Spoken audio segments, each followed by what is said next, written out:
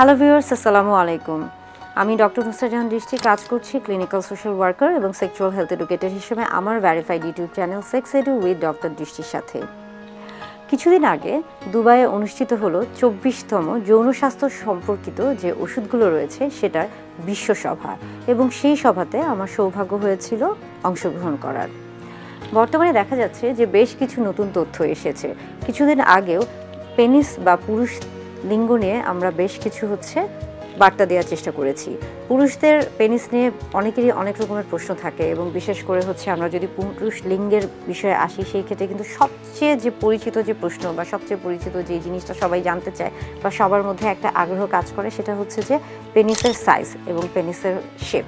এটা নিয়ে কিন্তু অনেকেই প্রশ্ন থাকে অনেকের, এবং অনেকেই কিন্তু দ্বিধাদ্বন্দ্বে ভুগে থাকেন, এবং এই প্রশ্নগুলোর উত্তর অনেকেই অনেকভাবে দেওয়ার চেষ্টা করেছেন, এবং এগুলো নিয়ে কিন্তু অনেক ধরনের গবেষণা হয়েছে, এবং এক একবার এক এক গবেষণায় কিন্তু এক এক রকম ফলাফল এসেছে।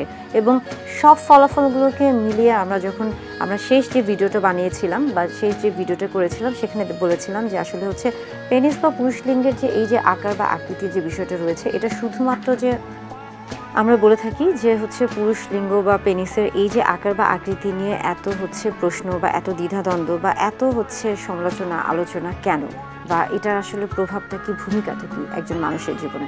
দাম্পত্য জীবনে স্বামী স্ত্রী যখন মেলামেশা করছেন, সেটা যখন আমরা বলে থাকি যে শারীরিকভাবে মেলামেশা করছেন, তখন আসলে অনেকের ক্ষেত্রে এই পুরুষ লিঙ্গ বা পেনিসের সাইজ বা আকার আকৃতি এটা কিন্তু অনেক ক্ষেত্রে গুরুত্বপূর্ণ হয়ে থাকে, এবং অনেকের ক্ষেত্রে কিন্তু এটা গুরুত্বপূর্ণ নাও হতে পারে।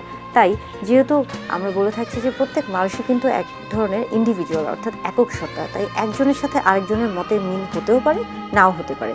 তবে নতুন একটি গবেষণা এসেছে, এবং এই গবেষণা দেখা গেছে, বলা হয়েছে যে প্রায় 60 জন স্ত্রী অর্থাৎ নারীদেরকে বেশ কিছু প্রশ্ন দেওয়া হয়েছিল, এবং তাদের মধ্য থেকে যে প্রশ্নগুলো করা হয়েছিল সেই প্রশ্নগুলো আপনাদের সাথে শেয়ার করছি। একটি প্রশ্ন ছিল যে আসলে তিনি কেমন পেনিস পছন্দ করেন, বড় নাকি ছোট। সেই ক্ষেত্রে দেখা গেছে যে বেশিরভাগ নারী উত্তর দিয়েছেন যে তিনি বড় পুরুষ লিঙ্গ পছন্দ করেন। এবং আরেকটা প্রশ্ন ছিল এরকম যে সেখানে কয়েক ধরনের পুরুষ লিঙ্গের একটা আকারের বর্ণনা দেওয়া ছিল বা দৈর্ঘ্য উল্লেখ করা ছিল। সেখানে দেখা গেছে যে বেশিরভাগ নারী বা স্ত্রীরা যেই পুরুষ লিঙ্গের যে দৈর্ঘ্যটা বেশি ছিল, তারা সেটাই পছন্দ করেছিল। অর্থাৎ সেই ক্ষেত্রে বলা যাচ্ছে যে নারী বা স্ত্রীরা ইতিমধ্যে যে গবেষণাটা হয়েছে বা তৎক্ষণাৎ এই কয়েকদিনের মধ্যে যে গবেষণা হয়েছে, সেখানে তারা আসলে আমরা বলছি যে বড় আকারের যে পুরুষ লিঙ্গ রয়েছে সেটাকে আসলে তারা বেশি প্রাধান্য দিয়েছে।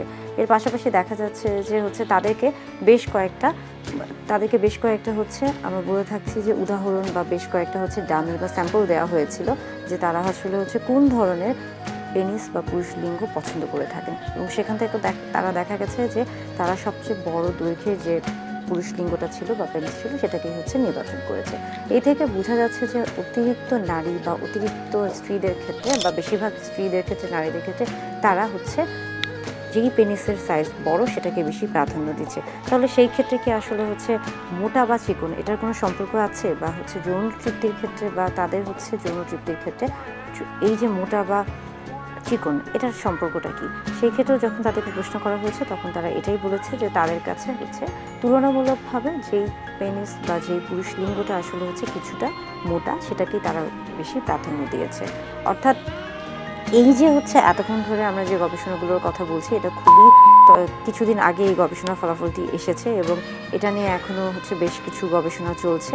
তবে আমার কাছে মনে হয়েছে যে আসলে পুরুষ লিঙ্গ বা আমরা বলছি যে পেনিসের যে সাইজ অ্যান্ড শেপের যে ব্যাপারটা, এটা আসলে একান্তই আপনার এবং আপনার সঙ্গী অর্থাৎ স্বামী স্ত্রীর দুজনের মধ্যে সম্পর্ক। আপনাদের যদি পারস্পরিক সমঝোতা ভালো থাকে বা আপনাদের যদি আত্মিক সম্পর্কটা ভালো থাকে, সেই ক্ষেত্রে আসলে এই বিষয়গুলো খুব বেশি প্রভাব ফেলার কথা না। হ্যাঁ, অনেক সময় প্রভাব ফেলতে পারে যদি আপনাদের দেখা যাচ্ছে আপনাদের নিজেদের মধ্যে তেমন কোনো খুব একটা ভালো দৃঢ় একটা বন্ধুত্বপূর্ণ সম্পর্ক নেই। সেই ক্ষেত্রে দেখা যাচ্ছে যে অনেক ধরনের সমস্যা হতে পারে। অনেকেই জানতে চান যে আসলে তিনি পুরুষ লিঙ্গের পরিমাপটা কিভাবে বুঝতে পারবেন, বা তার পুরুষ লিঙ্গ কতটুকু, এই দৈর্ঘ্য এবং প্রস্থটা তিনি কিভাবে বুঝতে পারবেন।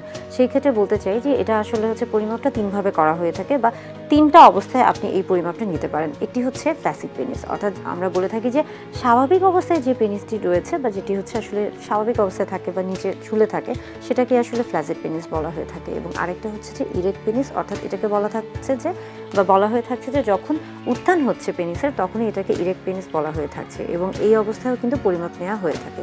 এবং আরেকটা হচ্ছে যে SPL, এটাকে বলা হচ্ছে যে স্ট্রেচ পিনাইল লেন্থ, অর্থাৎ যখন আপনার ধরুন যে এই ক্ষেত্রে হচ্ছে আপনার পেনিসটা এখানে হচ্ছে আমরা বলে থাকি যে এভাবে ফ্ল্যাসিড অবস্থায় আছে, ঝুলে আছে, এবং সেটাকে আপনি হচ্ছে টেনে সোজা করছেন বা একটু হচ্ছে এই যে চামড়াগুলো রয়েছে এটাকে একটু পিছনের দিকে টানছেন বা স্ট্রেচ করছেন, সেটাকে আসলে SPL বলা হয়ে থাকে।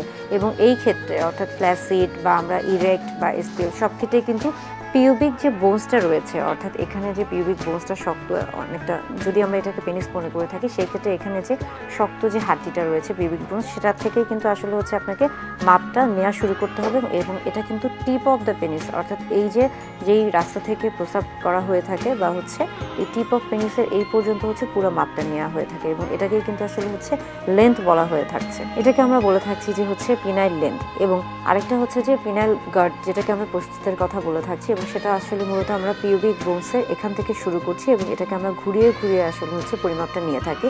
এবং দেখা যায় যে এটা হচ্ছে স্বাভাবিকভাবে বা এশিয়া মহাদেশের ক্ষেত্রে এই যে পরিমাপটা এটা মূলত 3 থেকে 4 ইঞ্চি দৈর্ঘ্যটা হয়ে থাকে, এবং হচ্ছে প্রস্থটা অনেকের ক্ষেত্রে 2 ইঞ্চির মতো হয়ে থাকে। অনেকের ক্ষেত্রে এর চেয়ে কম হতে পারে, এর চেয়ে বেশিও হতে পারে, তবে এটা হচ্ছে আমরা বলে থাকছি যে গড়ে। এছাড়া আমরা যদি হচ্ছে পুরো বিশ্বের সবার ক্ষেত্রে আসি, যে অর্থাৎ হচ্ছে পুরুষদের ক্ষেত্রে স্বাভাবিক হচ্ছে পেনিসের দৈর্ঘ্য বা প্রস্থ কত, সেই ক্ষেত্রে কিন্তু অনেক রকমের পরিবর্তন আসতে পারে, কেননা এই জিনিসগুলো আসলে নির্ভর করছে একজন পুরুষের হচ্ছে বয়সের উপরে, তার বংশগত, আমরা বলে থাকি যে তার জেনেটিক যে বিষয়গুলো রয়েছে সেটার উপরে, এছাড়া তার ভৌগোলিক যে অবস্থান রয়েছে, এছাড়া সে কী ধরনের খাদ্য গ্রহণ করছে পুষ্টির উপর, এবং পাশাপাশি আমরা বলে থাকছি যে তার স্বাস্থ্যগত যে অবস্থা, অর্থাৎ তার শারীরিক কোনো সমস্যা আছে কিনা বা সে এমন কোনো শারীরিক সমস্যা ভুগছে কিনা যে যেটার কারণে তাকে বিভিন্ন রকমের ওষুধ নিতে হচ্ছে, এবং সেটার হয়তো বা কোনো ধরনের পার্শ্ব প্রতিক্রিয়া তার প্রতি হতে পারে। এই প্রত্যেকটা বিষয়ই আসলে হচ্ছে একজন পুরুষ লিঙ্গ বা পেনিসের আমরা বলছি যে দৈর্ঘ্য এবং প্রস্থ সব কিছু কিন্তু এই বিষয়গুলোর উপর নির্ভর করছে। তবে আপনার পুরুষ লিঙ্গ বা আপনার পেনিসের সাইজ যেটাই হয়ে থাকুক না কেন, সবসময় হচ্ছে আত্মবিশ্বাসটা রাখবেন, নিজেদের মধ্যে সবসময় হচ্ছে কনফিডেন্টটা বজায় রাখবেন, তাহলে আসলে খুব একটা সমস্যা হওয়ার কথা না। সেই ক্ষেত্রে আপনার যৌন জীবনও ভালো থাকবে, এবং হচ্ছে আপনি এবং আপনার স্ত্রী অর্থাৎ স্বামী স্ত্রী দুজনে একটা দাম্পত্য জীবন খুব ভালোভাবে কাটাতে পারবেন।